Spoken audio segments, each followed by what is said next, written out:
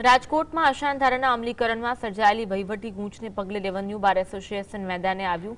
જાન્યુઆરી 2026ના નવા નોટિફિકેશનમાં અનેક સર્વે નંબરો રહી ગયા હોવાના આક્ષેપ સાથે વકીલોએ તંત્રને રજૂઆત કરી છે। અત્યારે અંદાજે 150થી 200 જેટલી અરજીઓ ઓર્ડર વિના પેન્ડિંગ છે, જેના કારણે મિલકતોની દસ્તાવેજ નોંધણી અટકી ગઈ છે। અશાંતધારાનો ઓર્ડર ન મળતા પક્ષકારોની હોમ લોન અને મિલકત ટ્રાન્ઝેક્શન અટવાયા છે, જેને લઈને જનતામાં ભારે અસંતોષ જોવા મળી રહ્યો છે।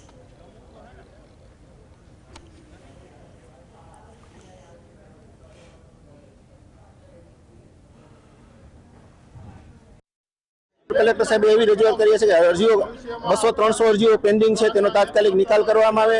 जे सिटी सर्वे नंबर सोसायटीओ रही गई है तेनो सरकारमां योग्य रजूआत करी नोटिफिकेशन बहार पाडवामां आवे अने भविष्यमां आवी भूलो न रहे तेनी अगाउथी काळजी राखे अने एनी एसओपी बनाववामां आवे, जेथी करीने अत्यारे जे मुश्केली बधा भोगवी रह्या छे तेनो सामनो कोई न करवामां आवे।